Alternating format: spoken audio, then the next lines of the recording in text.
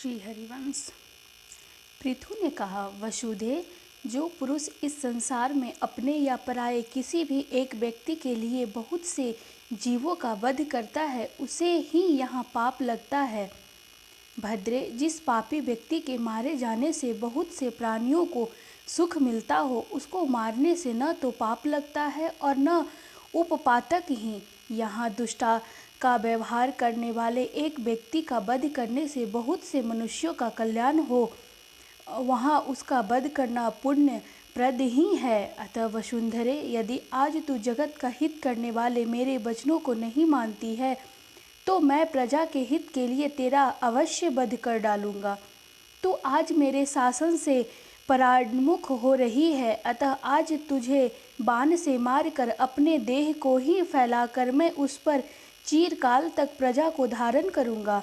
एतव धर्मधारियों में श्रेष्ठ देवी, तू मेरे शासन को मानकर सारी प्रजा को जीवित रख, क्योंकि तू प्रजा को धारण करने, जीवित रखने में समर्थ है। साथ ही तू मेरी पुत्री बन जा, तब मैं तेरे वध के लिए उठाए हुए इस भयंकर दिखने वाले बाण को रोक लूंगा। पृथ्वी ने कहा, वीर, मैं निसंदेह यह सब कुछ करूंगी, परंतु ठीक उपाय से आरंभ करने पर ही सब कार्य सिद्ध होते हैं। अतः आप उस उपाय को देखिए या ढूंढ निकालिए, जिससे आप इन प्रजाओं को पुष्ट करके धारण कर सके। इसकी युक्ति मैं बताती हूँ। आप मेरे लिए एक बछड़े की खोज कीजिए, जिससे मैं स्नेह से पहनाकर दूध दूँ। धर्मधारियों में श्रेष्ठ, आप मुझे सर्वत्र सम चौरस कीजिए, जिससे कि मेरा झरता हुआ दूध सर्वत्र व्याप्त हो जाए। वैशंपायन जी ने कहा, जन्मेजय, तब बेन पुत्र पृथु ने धनुष के कोने से सैकड़ों और सहस्त्रों पर्वतों को उठाकर ईंटों की दीवार के समान खड़ा कर दिया। इससे पर्वत बड़े हो गए। इस प्रकार बेनपुत्र राजा पृथु ने पृथ्वी को सम चौरस कर दिया। पिछले मनवंतर में यह पृथ्वी ऊंची नीची थी। पहले चाक्षुष मनवंतर में इस पृथ्वी के प्रदेश संभवतः ऊंचे नीचे थे। पहले सर्ग में पृथ्वी के विषय होने के कारण नगर और ग्रामों का विभाग नहीं हुआ था। उस समय न किसी प्रकार का धान्य होता था, न गोरक्षा होती थी और न खेती होती थी, तथा न सत्य एवं मिथ्या से मिला हुआ वाणिज्य होता था।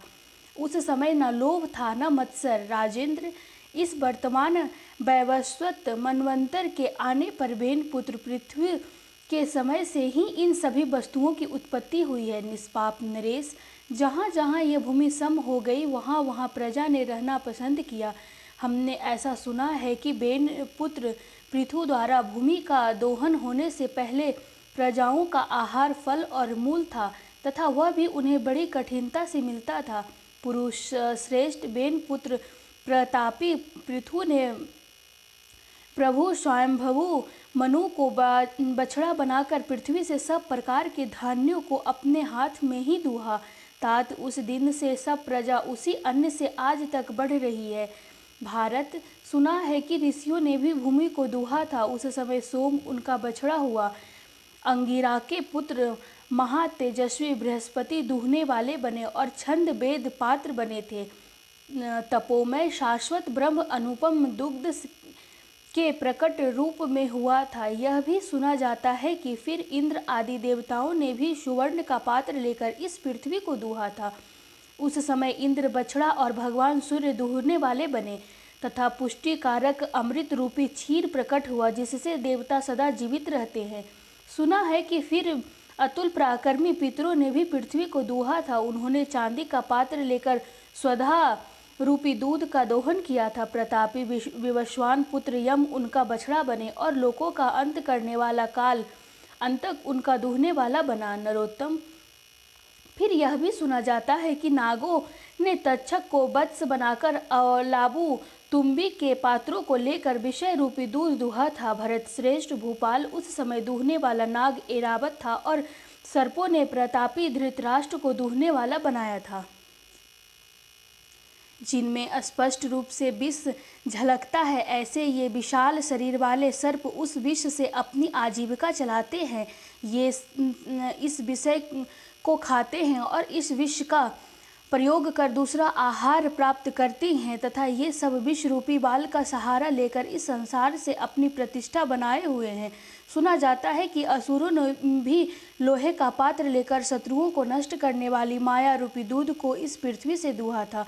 उस समय प्रहलाद का पुत्र विरोचन उनका बछड़ा बना था और दैत्यों का ऋत्विक 2 सिरों वाला महाबली मधु उनका दूहने वाला था। अमित बुद्धि वाले मायावी असुर आजकल भी उसी माया से काम लेते हैं। यह माया ही उनका अपार बल है। तात यह भी सुना जाता है कि इसके बाद उस प्राचीन काल में यक्षों भी पृथ्वी को दूहा था। महाराज, उन्होंने कच्चे पात्र में अंतर्ध्यान गुप्त होने की अक्षय विद्या दूहा था। उस समय यक्ष और राक्षसों ने विश्वा के पुत्र कुबेर को बछड़ा तथा मणिवर के पिता रजतनाभ को दूहने वाला बनाया था। उन यक्षों के छोटे भाई महातेजस्वी और महातपस्वी रजतनाभ के 3 सिर हैं। इस अंतर्ध्यान विद्या से वे यक्ष जीविका चलाते हैं। इस प्रकार परमर्षि व्यासदेव ने कहा था, नरश्रेष्ठ, जिस राक्षसों और पिशाचों ने मुर्दे की खोपड़ी लेकर अपनी संतान को तृप्त करने के लिए इस वसुंधरा को दूहा था, कुरुवंशधर उस समय रजतनाभ उनका दूहने वाला था और सुमाली उनका बछड़ा था। कौरव्य उस समय उन्होंने रक्त रूपी दूध दूहा था। देवताओं की ही भांति यक्ष, राक्षस, पिशाच और भूतों की भी मंडलियां उस दूध से अपनी अपनी आजीविका चलाती है। नर्भ फिर अप्सराओं और गंधर्वों ने भी चित्ररथ को बछड़ा बनाकर पद्म पत्र में वसुधा से पवित्र गंधों को दूहा था। भरत सतम उस समय सूर्य के तुल तेजस्वी और अत्यंत बलवान महात्मा गंधर्व राज सुरुचि उनका दूहने वाला था। राजन, सुना जाता है कि पर्वतों ने भी पृथ्वी से मूर्तिमती औषधियों और नाना प्रकार के रत्नों को दूहा था। उस समय हिमाचल बछड़ा बना था, महागिरि मेरु दूहने वाला था और तथा पत्थर के पात्र की दोहनी बनी थी। उस दूध से पर्वतों की वृद्धि हुई। राजन, सुना जाता है कि इसके बाद पलाश के पत्तों का पात्र दोना लेकर वृक्षों ने भी पृथ्वी का दोहन किया। जल जाने या कट जाने पर जो पुनः अंकुरित होने की शक्ति है वह उन्हीं दूध के रूप में प्राप्त हुई थी। उस समय खिले हुए साल वृक्ष ने इस पृथ्वी को दूहा था और पाकड़ का वृक्ष बछड़ा बना था। इस प्रकार यह पृथ्वी धात्री विधात्री माता के समान सबका धारण पोषण करने वाली तथा पवित्र है। यह पृथ्वी समस्त चराचर प्राणियों का आश्रय स्थान और उत्पत्ति स्थान है। यह समस्त कामनाओं को पूर्ण करने वाली कामधेनु है तथा यही सब प्रकार के शस्यों अन्नों के पौधे को अंकुरित करने वाली।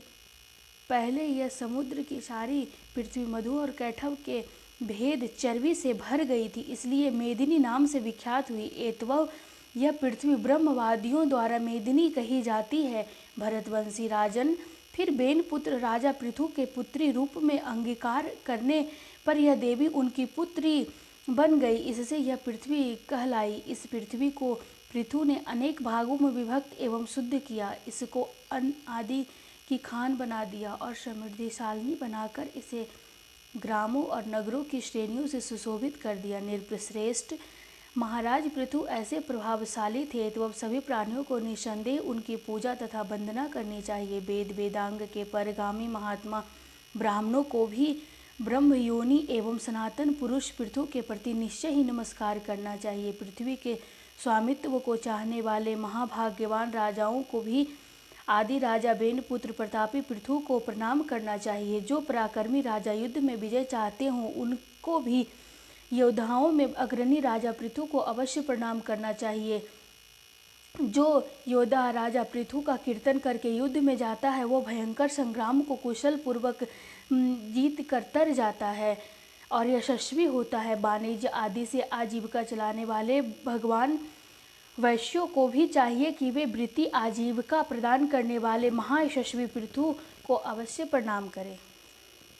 इसी प्रकार परम कल्याण चाहने वाले एवं ब्राह्मण, क्षत्रिय, वैश्य इन तीनों वर्णों की सेवा में परायण रहने वाले पवित्र शूद्रों को भी आदि राजा पृथु को प्रणाम करना चाहिए। मैंने तुमसे इन बछड़ों का, पात्रों का, दूहने वालों का और दूधों का वर्णन कर दिया। अब मैं तुमसे क्या कहूँ। जो पुरुष प्रत्येक कल्प में होने वाले एवं नित्य इस पृथु चरित्र को आदि से अंत तक सुनता है वह पुरुष पुत्र पौत्रों के साथ इस पृथ्वी पर चिरकाल तक आनंद करता है। जय राधा वल्लभ श्री हरिवंश। हरे कृष्ण हरे कृष्ण।